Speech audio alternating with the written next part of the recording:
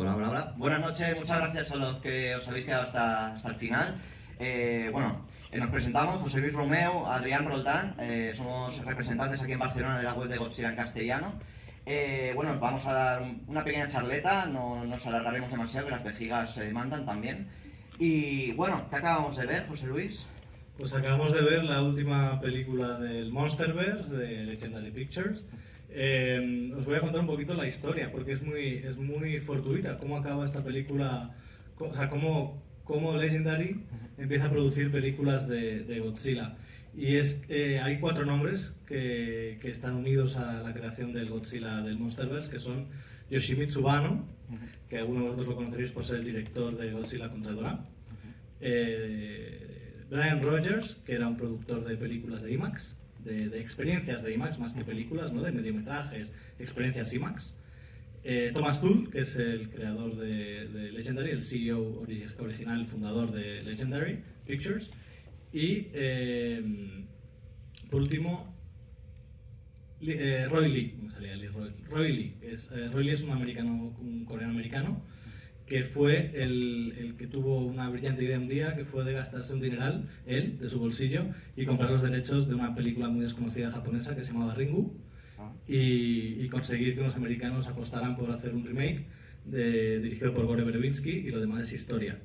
En el año 2004, como sabréis algunos de vosotros, se dejó de producir películas de Godzilla durante un tiempo. La Toho decide dejar de producir películas de Godzilla con Godzilla Final Wars, que la anuncia como su última película hasta Shin Godzilla en 2016. No volvería a producir películas de Godzilla, pero sí que anuncia que va a ceder los derechos a Yoshimitsu Banno para una experiencia 3D.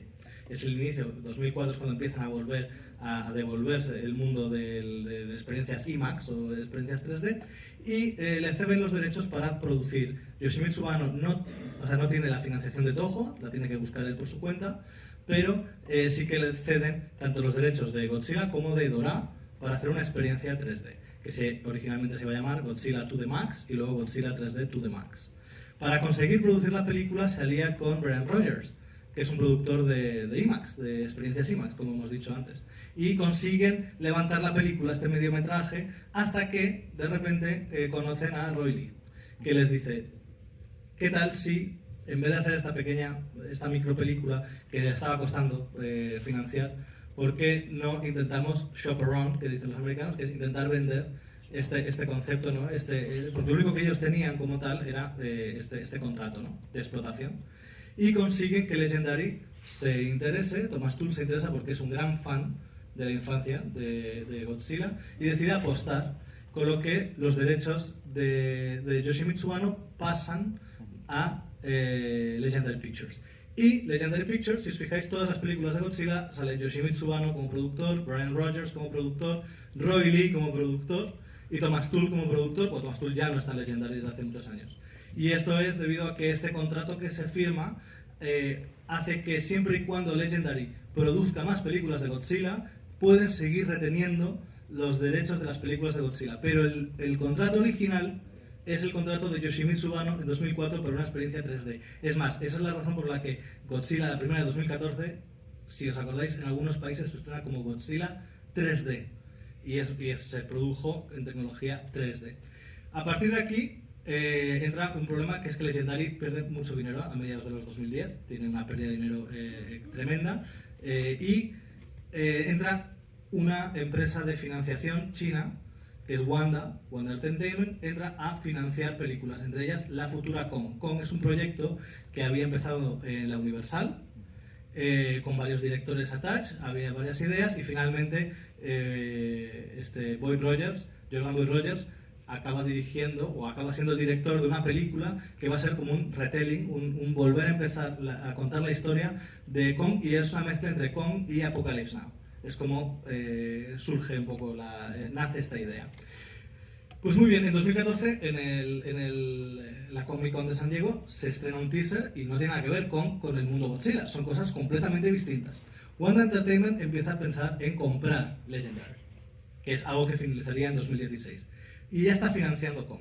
Y dice: me interesa comprar Legendary, pese a que perdáis un montón. Wanda, para que lo sepáis, es un mega conglomerado asiático, que además es uno de los mayores es uno de los mayores, ¿cómo se dice esto? De los que tienen una mayor parte de inmuebles en toda China.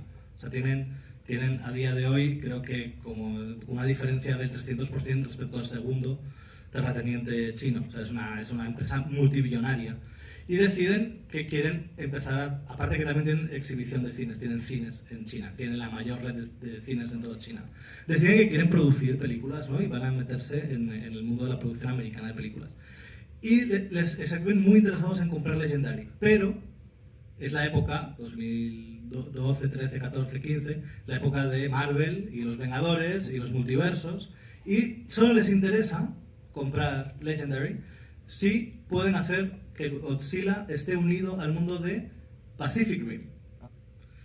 Y dicen, vamos a hacer un Monsterverse con, ¿no?, una unión de universo y tal. Y Guillermo del Toro, que por aquel entonces aún tenía los derechos de Pacific Rim atados y muy atados, dice que le encanta Godzilla, pero que sobre su cadáver.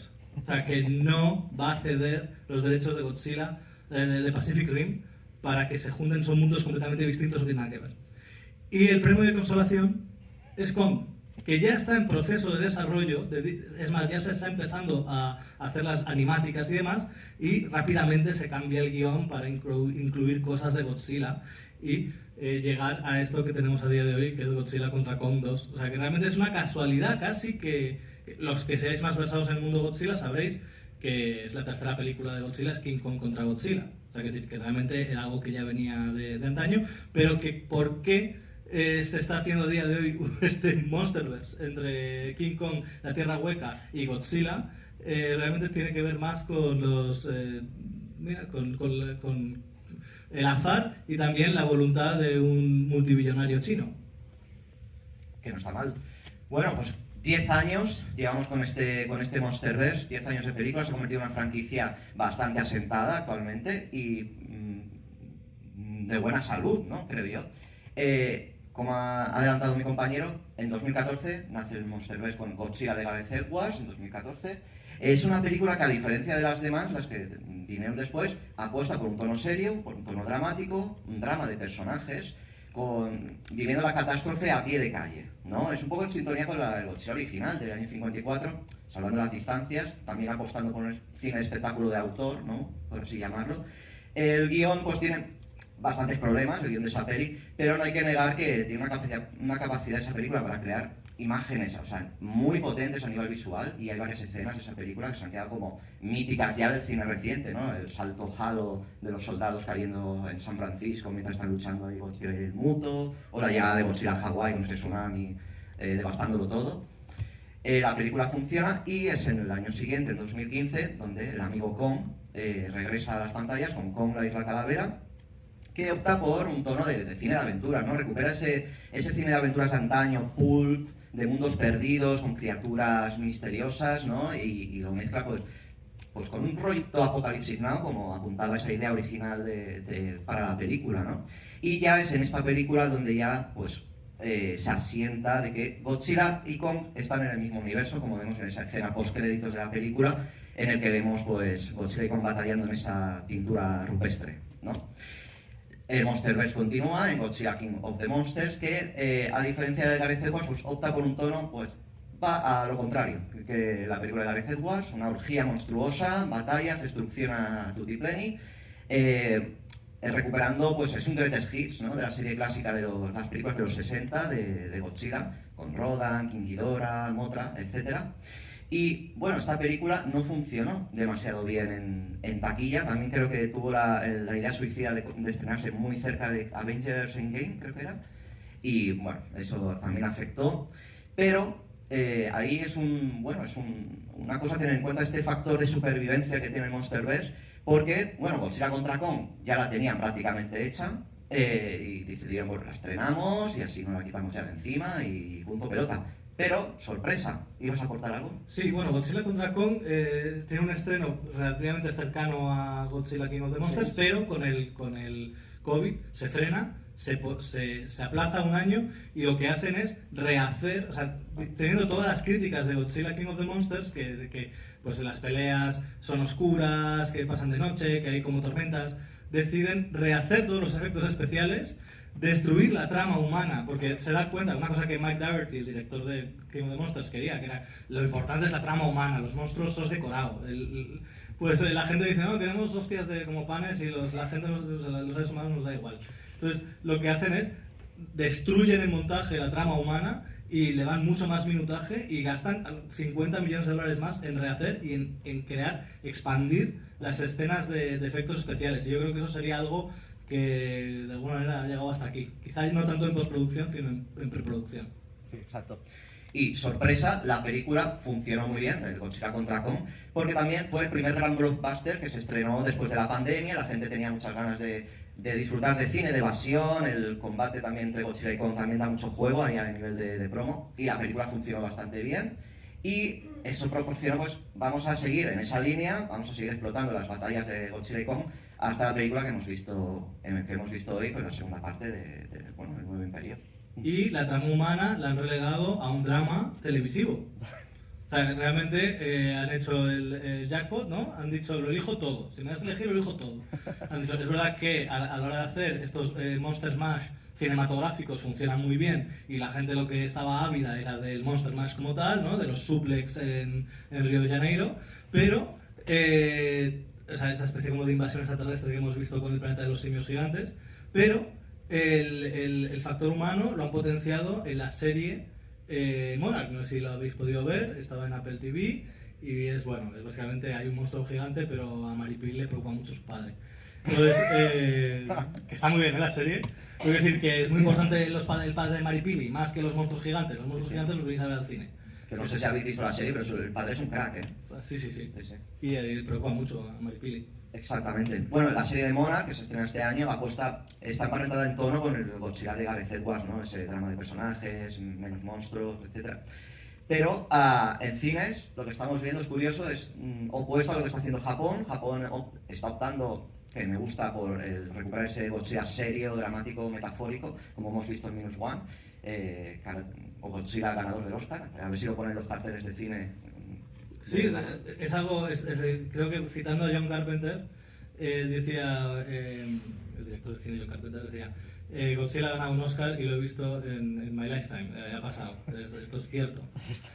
Ha pasado, y realmente las películas que competían contra Godzilla tenían mucho más presupuesto de efectos especiales, pero al final la metáfora, la artesanía se ha impuesto a las horas y horas y horas y millones y millones y millones y millones y millones y 5 empresas de efectos especiales. Al final, un grupo de 20 personas sin dormir durante año y medio se han puesto por encima de grupos de 200, 300 o 400 personas. Es algo a celebrar, de alguna manera. Un final feliz, un final feliz. Y en cambio, el Monsterverse está apostando por la vertiente más pop, más colorida del Godzilla. Y yo creo que todos ganamos, vemos las diferentes caras que tiene Godzilla, y el público lo disfruta. Pero es curioso porque lo que está haciendo el Monsterverse es calcado a lo que pasó en la serie clásica de Godzilla, que empezó pues, de una manera dramática, una película original que es una película de terror, de catástrofes. Unos meses después, una secuela rápida, Godzilla contraataca, y la siguiente ya era King Kong contra Godzilla, que era una comedia directamente. Hay niños fumando en esa película. Ah, sí, muy gracioso. Sí, correcto. Los indígenas ahí, toma, niño. Sí. Que es calcado al camino que está tomando el Monsterverse. Así que bueno, veremos en qué caminos sigue la franquicia, y nada, la esperaremos expectantes.